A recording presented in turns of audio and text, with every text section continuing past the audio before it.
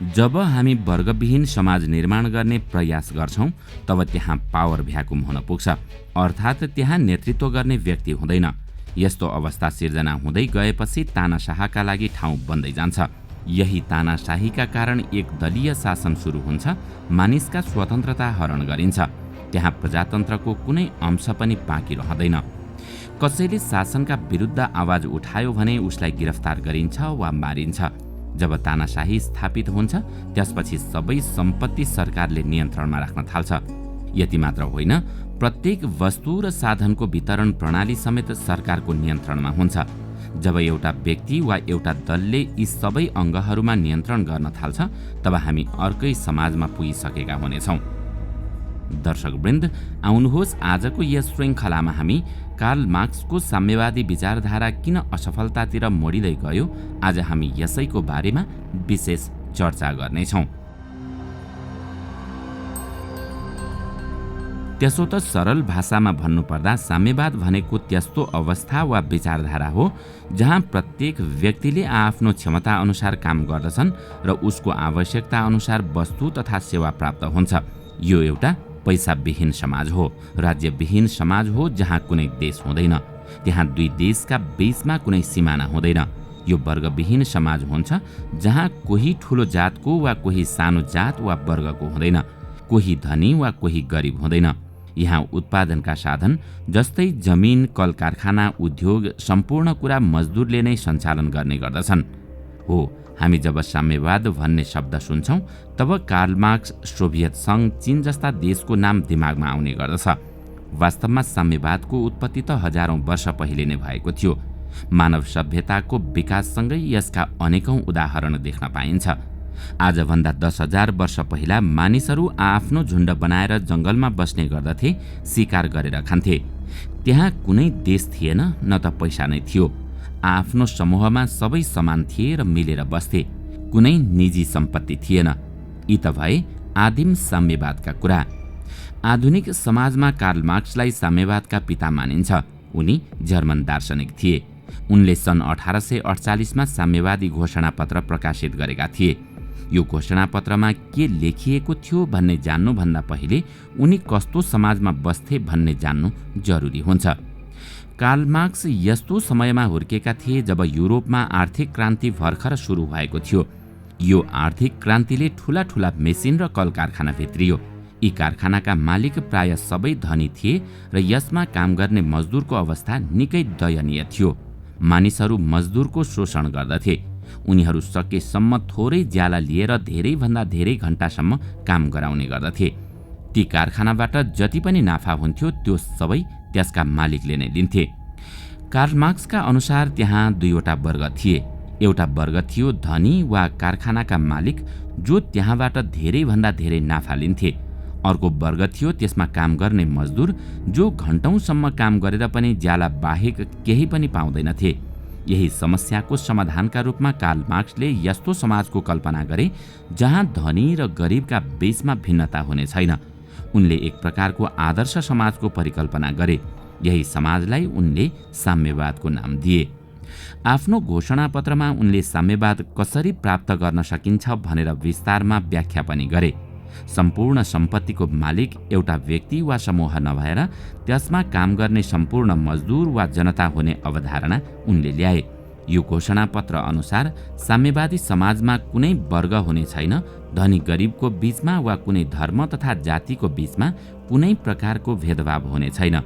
निशुल्क शिक्षा, स्वास्थ्य उपलब्ध हुनेछ। वंशानुगत सम्पत्ति राख्न पाइने छैन, अर्थात् धनीको छोरो धनी हुने छैन। सबै समान हुनेछन्, समानता हुनेछ। सुन्दा यी सम्पूर्ण कुरा धेरै राम्रो सुनिन्छ, तर यसलाई व्यवहारमा कसरी प्रयोगमा ल्याउन सकिन्छ त? कार्ल मार्क्स एक दार्शनिक थिए। उनले व्यावहारिक रूपमा यसको प्रयोग देखेका थिएनन्। व्यावहारिक रूपमा यसको प्रयोग सन् 1917 मा रसियन क्रान्तिपछि मात्रै देखिएको हो। रसियामा साम्यवादी मजदुरले आपसमा मिलेर त्यहाँका राजालाई परास्त पारे। उनीहरूका नेता लेनिनले पहिलो पटक साम्यवादी विचारधारा बृहत रूपमा लागू गरे। त्यतिबेला लेनिनले धेरै नै क्रान्तिकारी कदम चालेका थिए।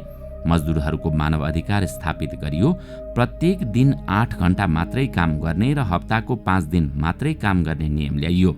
त्योभन्दा पहिलासम्म मजदुरलाई जति मन लाग्यो त्यति समयसम्म काममा लगाइन्थ्यो। महिलालाई शिक्षा दिन थालियो।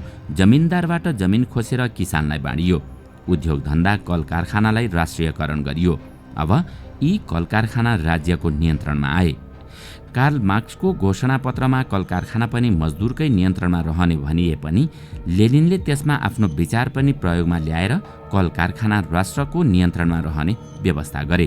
तर यति ठूलो देशमा सबैले एउटा व्यक्तिले भनेको मान्छन् भन्ने थिएन। त्यसैले लेनिनले आफ्ना विरोधी सम्पूर्ण राजनीतिक दलमाथि प्रतिबन्ध लगाउन थाले र एक दलीय शासन स्थापित गरे। कसैले लेनिन सरकारको विरोध गर्यो भने उसलाई जेल हाल्न थालियो। कसैले साम्यवादको विरोध गर्यो वा विरोध गर्छ भन्ने आशंका गरियो भने पनि उसलाई देश निकाला गर्नसम्म थालियो। यो मार्क्सिस्ट लेनिनिस्ट राजनीतिक संरचनालाई सोभियत साम्यवाद भनिन्छ। अहिले धेरैजसो साम्यवादी यही सोभियत साम्यवाद मान्ने गर्दछन्। तर सबै साम्यवादी लेनिनवाद मान्दैनथे। चर्चित पोलिस साम्यवादी नेत्री रोजा लक्जमबर्ग लेनिनवादको तीव्र विरोधी थिइन्। उनी स्वतन्त्रतावादी मार्क्सवादको पक्षधर थिइन्। यो एउटा यस्तो दर्शन हो जहाँ जनतालाई बोल्ने स्वतन्त्रता पनि दिइन्थ्यो। सन् 1924मा लेनिनको मृत्यु भयो र त्यसपछि रुसमा जोसेफ स्टालिनको उदय भयो। उनले साम्यवादको नाममा आफ्नो विचार लागू गर्न थाले। त्यो विचार वास्तवमा लेनिनको भन्दा पनि खराब थियो।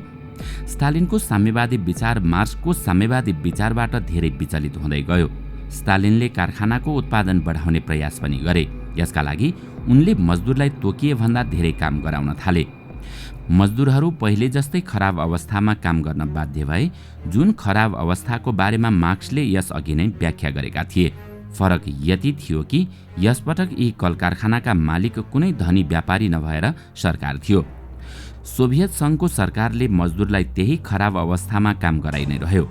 अनिकाल र भोकमरीका कारण लाखौं मानिसको मृत्यु भयो। केही मानिस स्टालिनको यो प्रयोगलाई स्टेट क्यापिटलिजम अर्थात् पुँजीवादी राज्य पनि भन्ने गर्दछन्। यहाँ साम्यवादको कुनै हिस्सा बाँकी थिएन। यो यस्तो पुँजीवादी संरचना थियो जुन राज्यद्वारा नियन्त्रित थियो। त्यसपछि चीनमा आए माओ त्से-तुङ, जसको साम्यवादी विचारधारा अझ अतिवादी र हिंसात्मक थियो। उनको एउटा चर्चित संवाद थियो, सबै राजनीतिक विचारधारा बन्दुकको नालबाट जन्मन्छ। उनी हिंसाका लागि उक्साउने गर्दथे। उनको विचारधारालाई माओवाद भनिन्छ। माओवादी भन्ने शब्द यहीँबाट आएको हो। सोभियत सङ्घबाट प्रभावित भएर संसारका धेरै देशले साम्यवाद लागू गर्ने प्रयास गरे। ती देशमा साम्यवादका अनेक विचार लागू गरियो। जुन देशले जसरी साम्यवाद लागू गरे पनि एउटा कुरा भने समान थियो, त्यो थियो तानाशाही।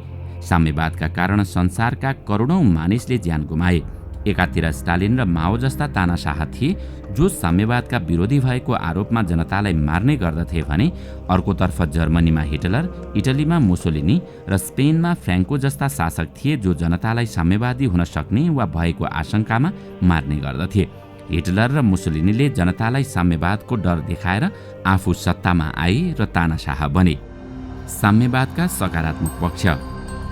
वर्गविहीन समाजको अवधारणा साम्यवादको सबैभन्दा राम्रो पक्ष हो। अर्थात् एउटा यस्तो समाज जहाँ कुनै भेदभाव हुने छैन, कुनै असमानता हुने छैन। अहिले संसारमा जातिवाद, लिङ्गभेद र वर्ग विभेदलाई नराम्रो दृष्टिले हेरिन्छ। मानिसको बीचमा विभेद गर्नु खराब कुरा हो। हरेक मानिसलाई समान अवसर उपलब्ध हुनु राम्रो कुरा हो। तर केही देशले यो विचारधारालाई अतिवादका रूपमा प्रयोग गर्न थाले। मानिसका बीचमा विभेद हुनु हुँदैन भन्ने विचारधारालाई उनीहरूले मानिस बीचमा कुनै फरक नै हुनु हुँदैन भनेर व्याख्या गरे। सबैलाई उस्तै घर दिनुपर्छ, उस्तै गाडी दिनुपर्छ। कसैले कुनै विचारधारा नै राख्न पाउँदैन, कुनै धर्म मान्न पाउँदैन। यस्तै सोचका कारण साम्यवादमा तानाशाहीपनको विकास हुँदै गयो। साम्यवादी मुलुकको आर्किटेक्ट हेर्ने हो भने पनि त्यस्तै देखिन्छ। जहाँ कुनै सृजनशीलता थिएन, सबै उस्तै र उदेक लाग्दा देखिन्थे। अर्को विचारधारा पनि छ जहाँ उत्तराधिकारी रहँदैन। धेरैले वंशवाद र परिवारवादमाथि प्रश्न उठाएका छन्। यो विचारधारा कार्ल मार्क्सको विचारधारासँग मिल्दोजुल्दो छ। तर वास्तविकतामा हेर्ने हो भने युरोपका धेरैजसो प्रजातान्त्रिक मुलुकमा विरासत कर लगाउने गरिन्छ। जस्तो कि कुनै धनी बाबुले आफ्ना सन्तानलाई कुनै सम्पत्ति छोडेर जाँदैछ भने त्यो सम्पत्तिमा पनि छुट्टै कर लगाउने गरिन्छ। त्यस्तै अर्को विचारधारा हो मजदुर अधिकारको। कार्ल मार्क्सले मजदुरमाथि भएको जुन अत्याचारका बारेमा चर्चा गरेका थिए त्यसकै उपज स्वरूप संसारभर मजदुर सङ्गठनहरू खुले। यही मोडलमा किसानको आन्दोलन पनि बेला बेलामा चल्ने गर्दछ, जहाँ धेरै किसान जम्मा भएर आफ्नो अधिकार माग्ने गर्दछन्। यही कारण अहिले विश्वका धेरैजसो देशमा न्यूनतम पारिश्रमिकको अवधारणा लागू गरिएको छ। यसका साथै निशुल्क शिक्षा र निशुल्क स्वास्थ्य सेवाको अवधारणा पनि लागू भएका छन्। आखिर यति राम्रो साम्यवाद विचारधारा किन असफल भयो त? साम्यवाद असफल हुनुको सबैभन्दा ठूलो कारण यसको आधारभूत परिभाषामै छ। प्रत्येक मानिसले आफ्नो क्षमताको हिसाबले काम गर्नेछन् र उसलाई उसको आवश्यकताका हिसाबले मात्रै प्रतिफल प्राप्त हुनेछ। अब यहाँ एकपटक गहिरेर सोच्नुस् त, जसलाई हामी एउटा उदाहरणबाट सम्झाउने कोसिस गर्नेछौँ। एउटा समाजमा राम र श्याम भन्ने मानिस छन्। यहाँ राम भन्ने मानिस निकै फिट छ। ऊ मानसिक र शारीरिक अवस्थामा तन्दुरुस्त छ। ऊ कठिन र जटिल काम गर्न सक्षम छ। उसले निकै मेहनत गरेर सबैभन्दा धेरै काम गर्छ। तर यता श्याम न शारीरिक अवस्थामा फिट छ, न त उसको दिमाग नै त्यति तेजिलो छ। ऊ अरूले जे काम लगायो त्यही काम गर्छ। मतलब यहाँ रामको तुलनामा श्यामले दिने उत्पादन आधा भन्दा कम छ। राम एक कुशल श्रमिक हो भने श्याम एक साधारण श्रमिक हो। तर यहाँ उनीहरू दुवैले पाउने प्रतिफल त्यति नै हो जति रामले पाउने गर्छ अथवा जति श्यामले पाउने गर्छ।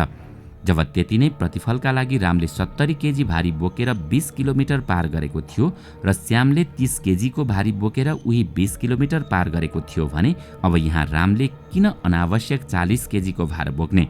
मतलब उति नै प्रतिफलका लागि किन उसले अरूभन्दा कडा मेहनत गर्ने र धेरै दिमाग लगाउने? जति काम गरे पनि, अर्थात् अहिले गरिरहेको काम भन्दा पनि कम काम गर्दा पनि त्यति नै प्रतिफल प्राप्त हुन्छ भने किन मरिमरी दुःख गर्ने? आफ्नो कामलाई किन अझ बढी सुधार गर्ने? आफूलाई अझ सुधार गर्दै लैजानुको कुनै कारण नै छैन। राम शारीरिक र मानसिक रूपमा फिट भएको हुँदा अब उसले 70 केजी भार बोक्नुको सट्टा श्यामको जति नै अथवा झन् 25 केजी मात्र पनि त बोक्न सक्छ। जब सबैको सेवा र सुविधा बराबर हुन्छ भने किन अरूको भन्दा धेरै मेहनत गर्ने? एकपटक कल्पना गर्नुहोस् त, त्यो समाजमा रहने प्रत्येक व्यक्तिले यसरी नै सोच्न थाले भने कस्तो अवस्था सिर्जना होला? त्यहाँ कुनै प्रतिस्पर्धा नै हुने छैन। जहाँ कुनै प्रतिस्पर्धा नै हुँदैन भने त्यहाँ नयाँ कुराको विकास वा आविष्कार हुने सम्भावना कति होला? त्यसो त साम्यवाद असफल हुनुका यी सैद्धान्तिक कारण मात्र होइनन्, बरु यसबाहेक अनेक व्यवहारिक कारणहरू पनि छन्। जब कोही साँच्चीकै वर्गविहीन समाज निर्माण गर्ने प्रयास गर्दछ भने त्यहाँ पावर भ्याकुम सिर्जना हुन्छ, अर्थात् त्यहाँ नेतृत्व गर्ने व्यक्ति नै हुँदैन। त्यस्तो अवस्था सिर्जना हुँदै गएपछि तानाशाहका लागि ठाउँ बन्दै जान्छ। यही तानाशाहीका कारण एकदलीय शासन सुरु हुन्छ। मानिसका स्वतन्त्रता हरण गरिन्छ। त्यहाँ प्रजातन्त्रको कुनै अंश पनि बाँकी रहँदैन। कसैले शासकका विरुद्ध आवाज उठायो भने उसलाई गिरफ्तार गरिन्छ वा मारिन्छ। जब तानाशाही स्थापित हुन्छ त्यसपछि सबै सम्पत्ति सरकारले नियन्त्रणमा राख्न थाल्छ। यति मात्र होइन, प्रत्येक वस्तु र साधनको वितरण प्रणाली समेत सरकारको नियन्त्रणमा हुन्छ। जब एउटा व्यक्ति वा एउटा दलले यी सबै अङ्गहरूमा नियन्त्रण गर्न थाल्छ तब त्यहाँ भ्रष्टाचार हुन थाल्छ। शक्तिमा बसेका व्यक्ति भ्रष्ट बन्दै जान्छन्, किनकि उसँग यति धेरै शक्ति हुन्छ कि उसको विरुद्धमा कसैले आवाज नै उठाउन सक्दैन। सबै कुरा एउटा व्यक्ति वा दलले निर्णय गर्ने गर्दछ। जनता कस्तो घरमा बस्ने, कस्तो कपडा लगाउने, यहाँसम्म कि के खाने, कहाँ जानेसम्म सबै उसैले निर्णय गर्ने गर्दछ। यस्तो अवस्थामा व्यावहारिक रूपमा त्यहाँ साम्यवाद नै बाँकी रहँदैन, किनकि एउटा व्यक्ति वा दल आएर त्यहाँका मानिसमाथि अधिकार जमाउन थाल्छ। यस्तो गर्नुपर्छ, यस्तो गर्नु हुँदैन, तैँले यो पाउँछस् वा तँलाई यो प्राप्त हुँदैन आदि।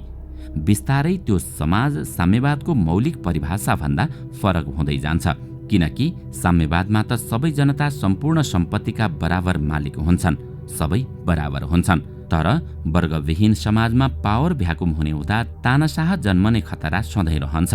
जब केही एक व्यक्ति आएर मानिसका आधारभूत आवश्यकताहरूमा नियन्त्रण गर्न थाल्छ भने त्यहाँ कसरी साम्यवाद हुन सक्छ?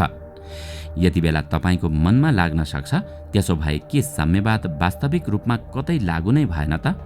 हो, अवश्य पनि त्यस्तो साम्यवाद लागू गरिएको थियो। तर यस्तो साम्यवाद पुरै देशमा नभएर साना साना समूहमा वा समाजमा लागू गरिएको थियो।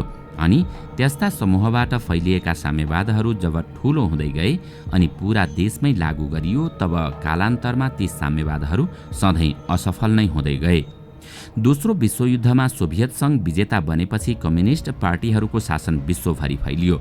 अहिले अस्तित्वमा भएका 46 देशमा कुनै बेला साम्यवादी शासन स्थापित भएका थिए। तर सन् 1989 देखि 1991 को लहरले अधिकांश देशमा कम्युनिस्ट शासनको पतन भयो।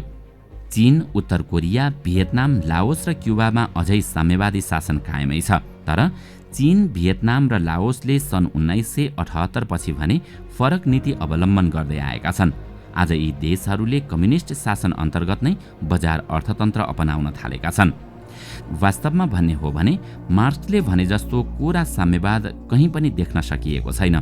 त्यसैले साम्यवाद एउटा यस्तो वाद्ययन्त्र हो जसलाई बजाउँदा आनन्दता आउँछ तर भिरेर हिँड्न सकिँदैन।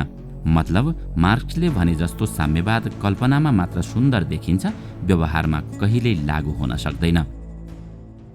दर्शकवृन्द, तपाईलाई आजको यो श्रृङ्खला कस्तो लाग्यो हामीलाई कमेन्टमा अवश्य बताउनुहोला। साथै आजको श्रृङ्खला तपाईलाई राम्रो लाग्यो भने लाइक तथा सेयर गरी हाम्रो च्यानललाई सब्स्क्राइब गर्न नभुल्नुहोला र साथमा रहेको बेल आइकन पनि थिच्नुहोस् ताकि हाम्रो नयाँ भिडियोको जानकारी सबैभन्दा पहिला तपाईलाई प्राप्त होस्। आजका लागि यति नै। अर्को भिडियोमा अझै रोचक तथा जानकारीमूलक सामग्री लिएर आउने नै छौँ। तबसम्मको लागि बिदा दिनुहोस्। नमस्कार।